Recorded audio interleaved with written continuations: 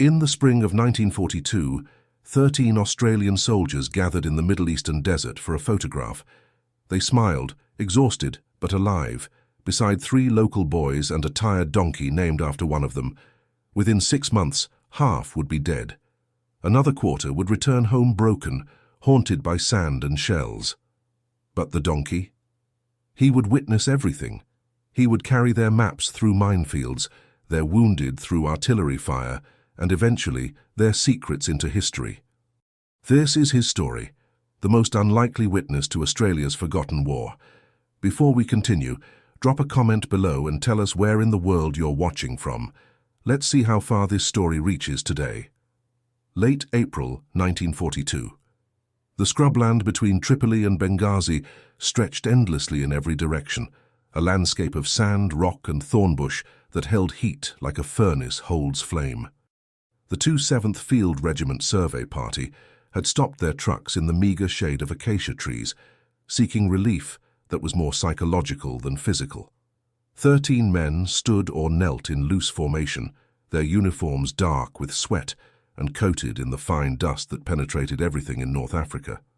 3 local boys had wandered over from a nearby settlement, drawn by curiosity about these foreign soldiers who spoke a strange language and carried strange equipment.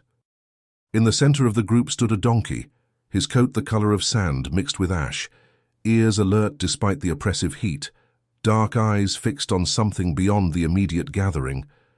The Australian called Merv Davis sat astride the animal with the casual familiarity of men who'd shared hardship. Around them the war waited. It always waited, just beyond the next ridge, patient and hungry.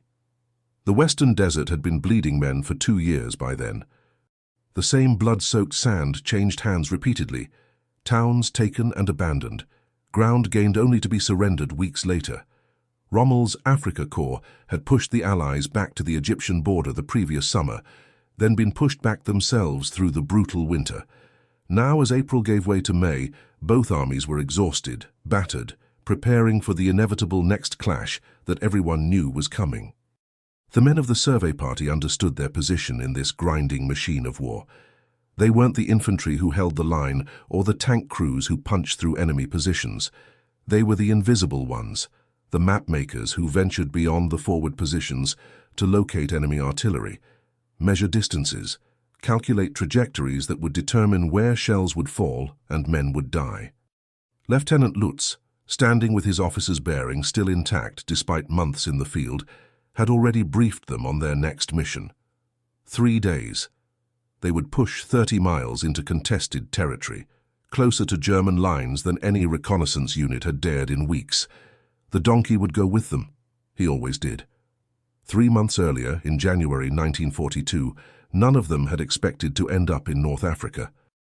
The 7th Field Regiment had been formed in Melbourne in 1940, trained in artillery tactics on Australian soil, then shipped to the Middle East expecting to support infantry operations against the Italians. Instead, they'd been thrown into the chaos of the Greek campaign, watching German paratroopers descend on Crete like locusts. The evacuation had been a nightmare of burning ships and men drowning in oil-slicked water. Those who survived arrived in Egypt exhausted, under strength, many without equipment.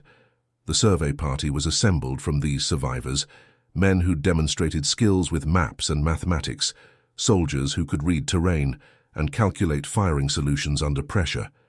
Lieutenant Lutz handpicked them, needing men who could think independently, who wouldn't panic when separated from the main force. The donkey entered their lives during the siege of Tobruk, that grinding 8-month affair where Australian and British forces held a coastal fortress while Rommel's army surrounded them. Supply convoys fought their way in by sea, bringing ammunition and food, but never enough. The survey party worked from positions inside the perimeter, calculating where enemy artillery fired from, helping Allied gunners target German positions they couldn't see. They needed mobility, but had lost most vehicles during the retreat. Sergeant Bob Smith, practical and resourceful, suggested finding pack animals.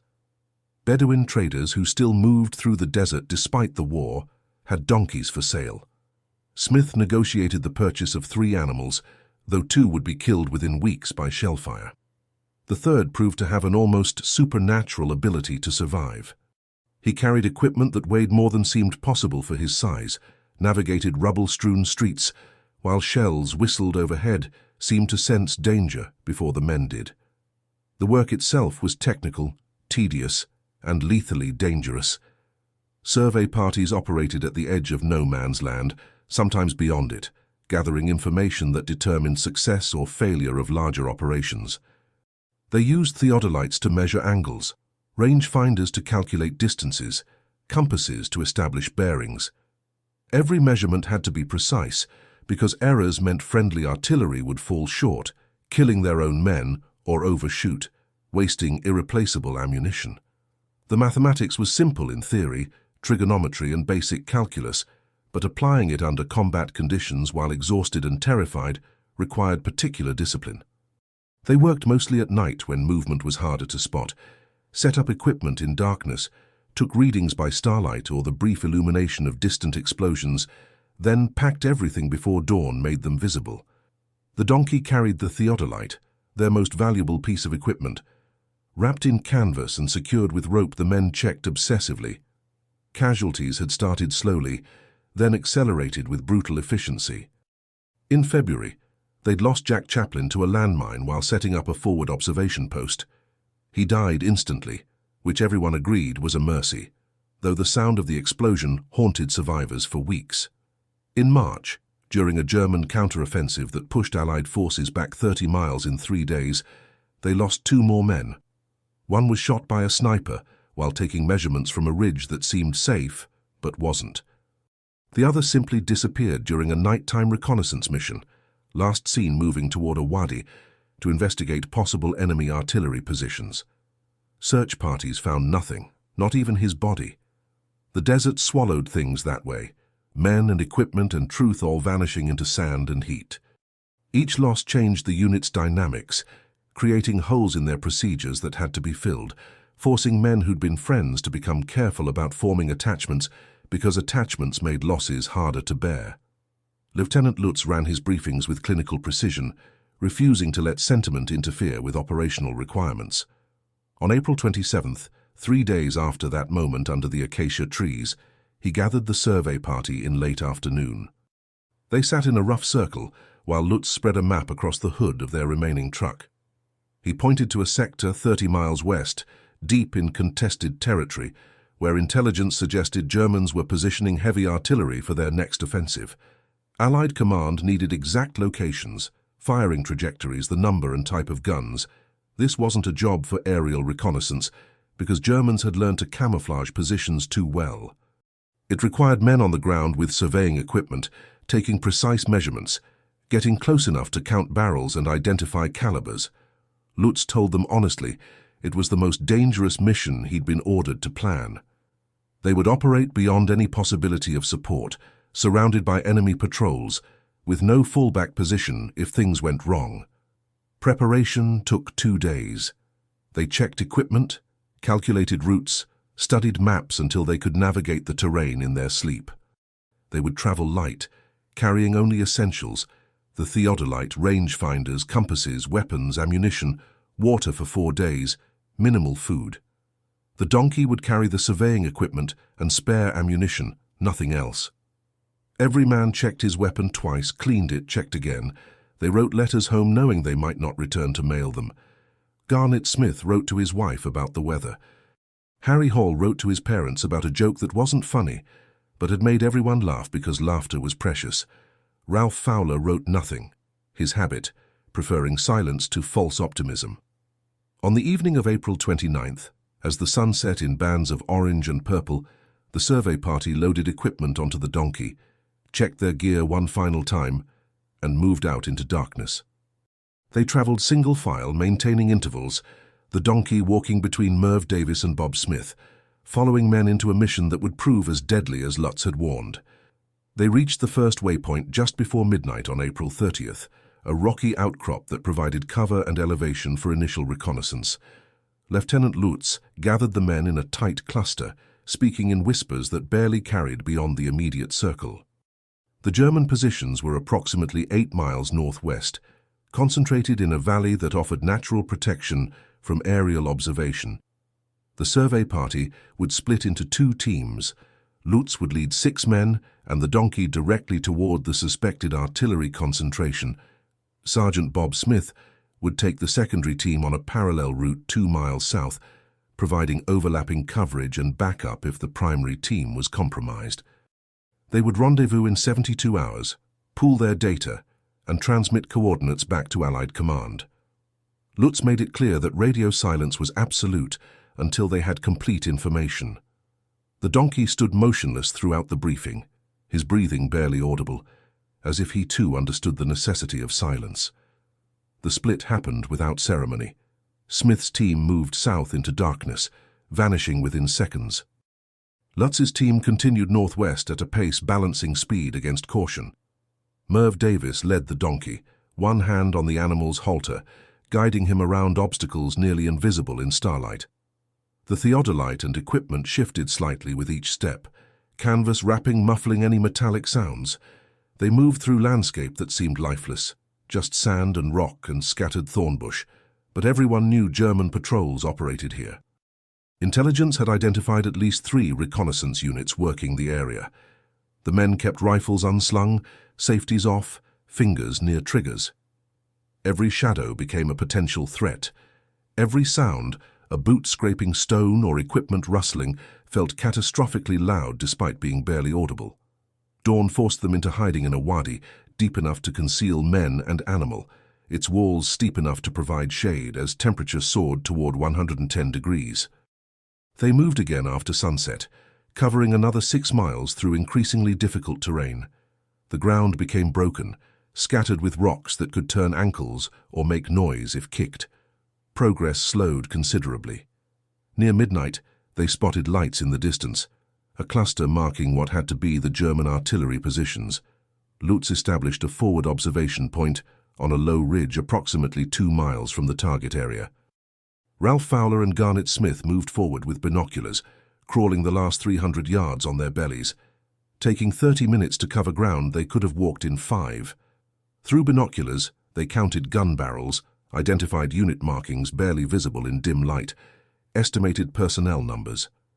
They could hear German soldiers talking, occasional laughter, mundane sounds of men living in field conditions. The artillery pieces were positioned in a horseshoe formation, exactly the setup that would devastate an Allied advance if not neutralized. Fowler committed every detail to memory before crawling back. Lutz made his decision quickly. They would establish their surveying position here on this ridge, even though it was closer to German lines than was strictly safe. The measurements required line of sight, and this was the only vantage point providing adequate angles to all artillery positions. They would work fast, take readings in one intensive session, rather than spreading observations over multiple nights, then withdraw immediately. It was riskier than proper procedure dictated, but Lutz judged that staying in the area multiple nights increased detection risk more than one rapid survey session. The men began unpacking equipment from the donkey with practiced efficiency in near-total darkness. Merv Davis held the animal steady, while hands worked at ropes and canvas, lifting away the theodolite with deserved reverence. They set it up, oriented it toward German positions, began meticulous work of measuring angles and calculating distances. Each reading was whispered to Graham Langsford, who recorded data in a waterproof notebook using a pencil and red-filtered flashlight. 45 minutes into the survey, everything went catastrophically wrong. A German patrol, 3 men moving silently through darkness on their own reconnaissance mission, stumbled onto the Australian position from an unexpected angle. For a frozen second, both groups stared at each other in mutual shock. Then, someone fired first. The muzzle flash lit up the night like lightning, destroying everyone's night vision, and suddenly darkness erupted with gunfire from multiple directions. Lutz shouted for the men to fall back, to grab equipment and move. But the theodolite was still mounted, and Langsford was trying to secure his notebook, and Germans were advancing, and someone was screaming. The donkey bolted, not away from chaos, which would have made sense, but directly through it, between firing positions, his hooves striking sparks on stone. Merv Davis lunged for the halter and missed, and the animal vanished into darkness carrying nothing, because they'd already removed equipment. They grabbed what they could, the theodolite and Langsford's notebook and their weapons, and ran into the night with German voices shouting behind them and boots on rock getting closer. The donkey's panicked flight had drawn German attention, bought seconds they desperately needed. But now the animal was gone, and they were running blind through terrain they didn't know with an enemy that knew these positions intimately. Lutz counted heads as they ran, confirming everyone was moving, no one left behind in those first chaotic seconds. They covered perhaps a mile before German pursuit faded, either because the enemy had lost them in darkness or decided not to chase too far from their own positions. The team collapsed in a shallow depression, gasping for breath, adrenaline making hands shake as they checked equipment and ammunition. The theodolite had survived. Langsford's data was intact. They'd gotten what they came for. But the donkey was gone, disappeared into the desert night, and without him they faced a brutal march back to Allied lines, carrying equipment that would slow them dangerously. Lutz looked at each man's face and saw the same question reflected back. Would the animal survive, or had their mission just cost them more than geographic coordinates could ever be worth? The donkey ran through darkness with the kind of blind panic that only animals experiencing sustained gunfire truly know. Behind him, muzzle flashes lit up the ridge in sporadic bursts, rifle fire echoing across the desert like thunder. He didn't understand what was happening, only that the men who'd fed him and spoken gently were suddenly shouting, that the night had exploded with noise and light and the acrid smell of cordite that burned his nostrils. His hooves found purchase on ground he couldn't see, instinct guiding him away from the chaos, his ears flat against his skull as bullets whipped through the air with sounds like angry insects. He ran for perhaps 20 minutes, covering ground at a pace his usual steady walk never approached, until exhaustion and the fading sounds of combat finally slowed him to a halt. He stood in a small depression between two rises, sides heaving, nostrils flared, alone in a landscape that offered no comfort and no guidance about where the men had gone or how to find them again. Lieutenant Lutz's team had problems far more immediate than a missing donkey. They'd withdrawn east from the firefight, running hard for the first mile before slowing to a tactical retreat that maintained noise discipline despite the adrenaline screaming through every man's veins. German voices had faded behind them, either because pursuit had been abandoned or because the enemy was tracking them more carefully than they realized. Lutz counted heads again in the pale starlight, confirming what he already knew. 7 men had entered the firefight. 6 were with him now. Garnet Smith was missing. No one had seen him fall. No one had heard him cry out. But somewhere in those chaotic seconds when everyone was grabbing equipment and running, Smith had been separated from the group. Lutz made the decision that every commander dreads. They couldn't go back. The German positions were now fully alert, probably calling in reinforcements, and returning would mean losing more men trying to save one who might already be dead. They would complete the mission, get the surveying data back to Allied lines, and hope that Smith had the sense and skill to evade capture and make his own way back. Dawn found them 15 miles from the firefight, hiding in a cluster of rocks that provided minimal cover, but was the best available in terrain that offered few options. They were exhausted, dehydrated, despite careful water rationing, and carrying equipment that seemed to gain weight with every mile. The theodolite alone weighed 35 pounds, and without the donkey to carry it, they had to take turns switching every 30 minutes because even strong men couldn't manage the weight and the heat and the pace indefinitely. Merv Davis, who'd led the animal for months and felt personally responsible for its loss, barely spoke. He took more than his share of carrying duty, pushing himself until Ralph Fowler physically took the theodolite from him and told him that getting himself heat-stroked wouldn't bring the donkey back and wouldn't help them complete the mission. They stayed hidden through the long day, watching the horizon for any sign of German patrols, seeing nothing but heat, shimmer, and the occasional dust devil that looked momentarily like vehicle movement before resolving into natural phenomenon. The donkey, meanwhile, was learning to survive alone. His training, such as it was, had consisted of following men and carrying loads and standing still when told. None of that prepared him for finding water or edible vegetation or avoiding the dangers that desert animals navigated instinctively. He was thirsty, desperately so, his mouth dry and his breathing labored from the previous night's panic. By mid-morning he'd found a thorn bush and was attempting to eat the bitter leaves, his lips bleeding slightly from the thorns, but his hunger overriding the discomfort. Around noon, driven by thirst that was becoming critical, he began moving in a direction that felt right, though he had no rational basis for the choice. Animals sometimes possess navigation senses that humans lack, or perhaps he was simply lucky, but within 2 hours he'd found a wadi where winter rains had left standing water in a depression sheltered from evaporation by overhanging rock.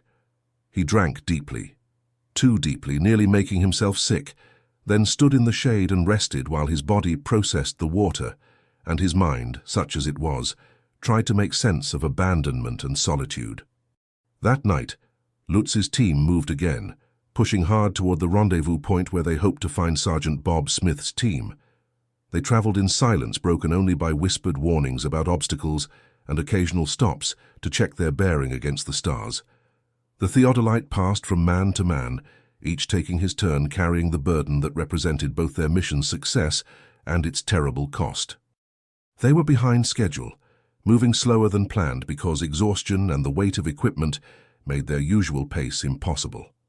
Graham Langsford, carrying the notebook with all their surveying data, guarded it as if it contained the secrets of the universe rather than angles and distances, because in a sense it did contain secrets that would determine where artillery shells fell and battles were won or lost. Around midnight they heard vehicles again, German trucks moving somewhere to the north, probably search parties looking for them. They went to ground immediately, pressing themselves flat against sand that still held the day's heat, not moving until the engine sounds faded, and Harry Hall confirmed through binoculars that the truck's lights had disappeared over the horizon. The rendezvous point was a dried well marked on maps that dated back to before the war, when this had been territory. Shepherds crossed with their flocks rather than armies with their artillery. They reached it 2 hours before dawn on May 2nd, 3 days after the mission had begun, exhausted and hollow-eyed but alive. Bob Smith's team was already there, 5 men who looked as worn as Lutz's group felt. The reunion was quiet, professional, men too tired for celebration or detailed explanations. Smith reported his team had successfully surveyed their assigned sector without enemy contact, though they'd seen German patrols twice and had spent 24 hours hiding in a cave system that probably saved their lives. Lutz reported their data collection success, the firefight and the casualties. Garnet Smith missing, presumed captured or dead, and the donkey lost in the chaos. Bob Smith absorbed the news with a nod, his face showing no emotion because emotion was a luxury field commanders couldn't afford.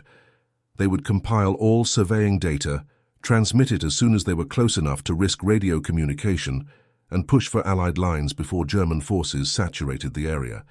The donkey, if he survived, would have to find his own way. They simply didn't have the time or resources to search for an animal, however valuable, when men's lives depended on speed and completing the mission. Merv Davis said nothing, but his jaw was tight and his eyes held something that looked like grief. The survey party reached Allied lines on May 4, 1942, 5 days after departing and 2 days behind schedule. They transmitted their surveying data within hours, coordinates that would guide Allied artillery strikes over the following weeks. The information they'd gathered proved accurate enough that Allied gunners destroyed 17 enemy artillery pieces in coordinated strikes. Military reports credited the 7th Field Regiment Survey Party with exceptional performance under combat conditions. Lieutenant Lutz received a commendation.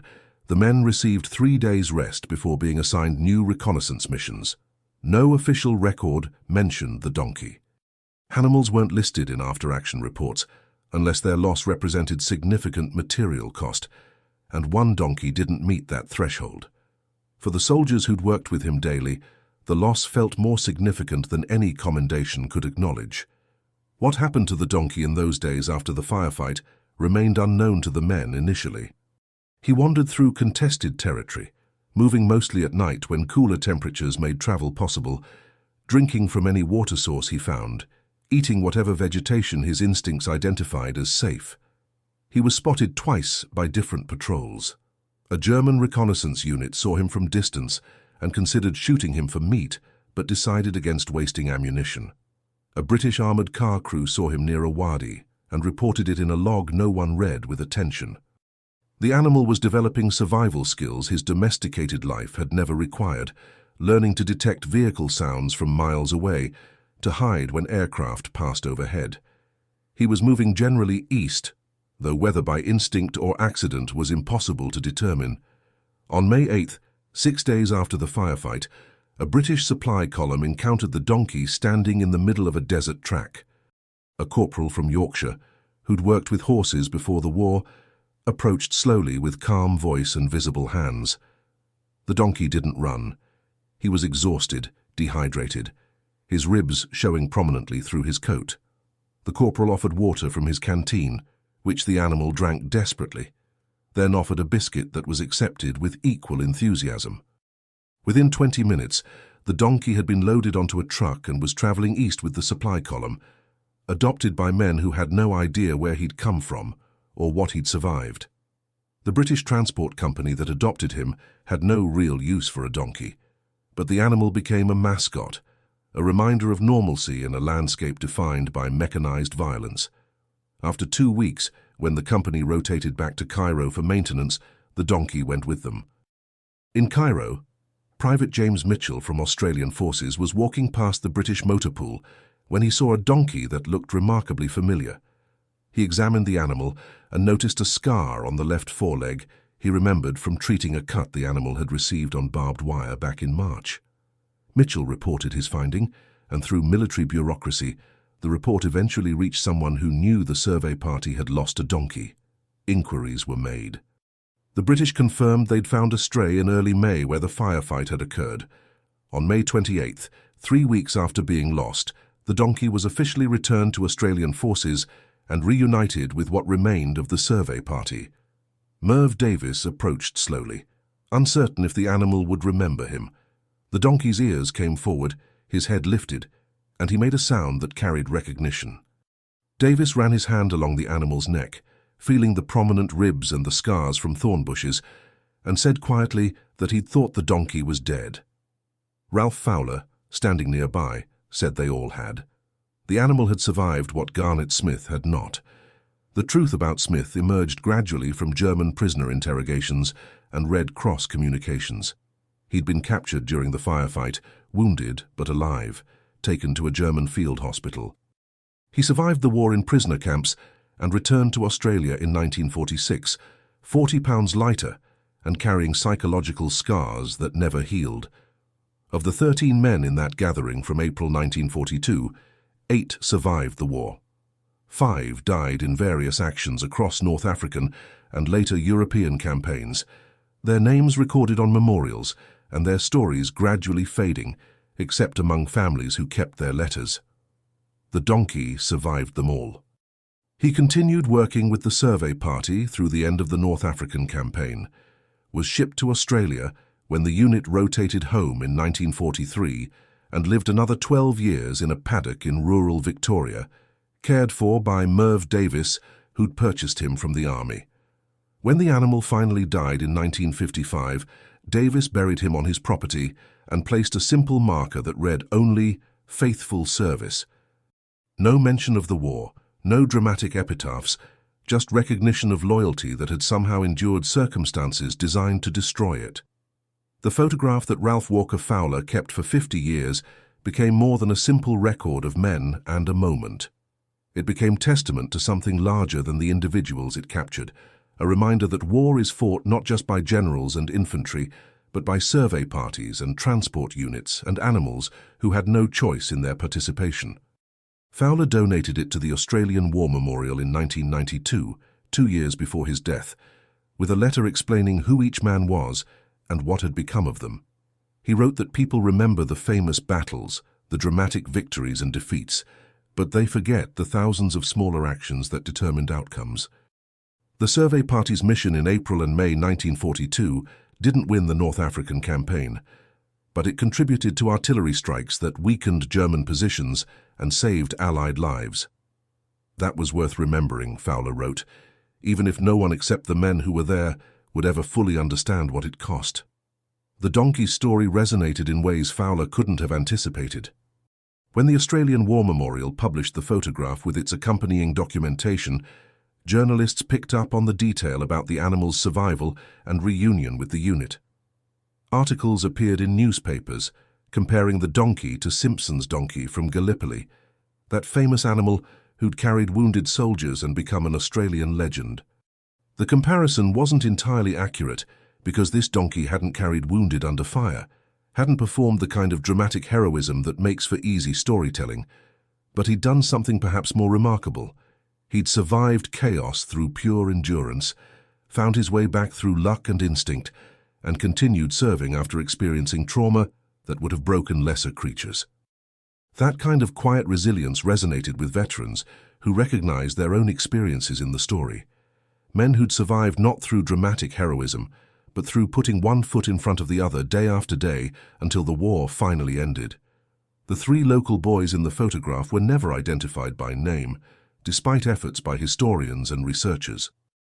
They represented countless civilians whose lives were disrupted by a war they hadn't started and couldn't control, who watched foreign armies fight across their land and tried to maintain some normalcy in circumstances that were anything but normal.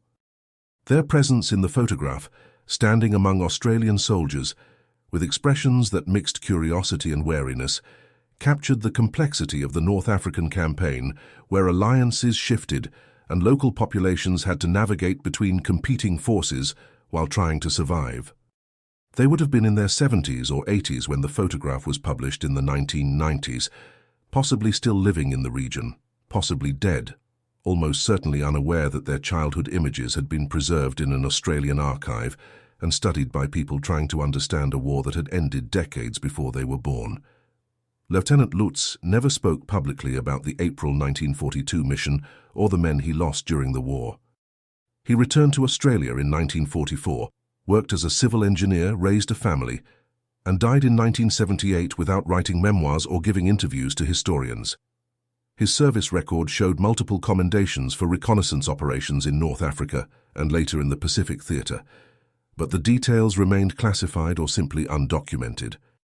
Men like Lutz, who'd commanded small units on dangerous missions far from the main battle lines, often found that their experiences didn't fit the narratives people wanted to hear about the war. There were no dramatic charges, no last stands against overwhelming odds, just careful work performed under constant threat, missions that succeeded or failed based on mathematics and luck, and the competence of men whose names would never be famous. The donkey was probably the most public legacy of Lutz's command, which would have amused him if he'd known. The markers of their service remained scattered across 2 continents. Garnet Smith's name appears on panels at the Australian War Memorial listing prisoners of war who survived internment. 3 of the men who died during the North African campaign are buried in Commonwealth war graves in Libya and Egypt, their headstones maintained by commissions that ensure they're never completely forgotten. 2 others who died in later campaigns rest in European cemeteries, their graves visited occasionally by relatives or strangers who pause to read names and dates and wonder about the lives reduced to inscriptions on stone. The donkey's grave on Merv Davis's property in Victoria had no such official recognition, no maintenance commission, no visitors except Davis family members who knew the story. The marker weathered and faded, the wood eventually rotting, until nothing remained except a slight depression in the paddock, where an animal who'd survived a war was buried by a man who'd survived the same war and understood what that survival had cost. War stories traditionally focus on human courage and sacrifice, on dramatic moments that change the course of battles or reveal character under pressure. The story of the Australian digger's donkey offers something different, a reminder that wars are experienced by countless individuals, human and animal, whose contributions never make headlines but whose absence would have changed outcomes. The donkey carried equipment that guided artillery strikes, that destroyed enemy positions, that threatened Allied advances, that contributed to eventual victory. Remove any link in that chain, and history shifts, perhaps imperceptibly, perhaps significantly. The 13 men in that April 1942 gathering understood they were part of something larger than themselves, that their unglamorous work of measuring angles and recording distances mattered even if no one would celebrate it. The donkey, in his own way, understood the same thing. He carried what needed carrying, endured what needed enduring, and survived to remind us that faithfulness and perseverance, even in the smallest actions, echo longer than we imagine,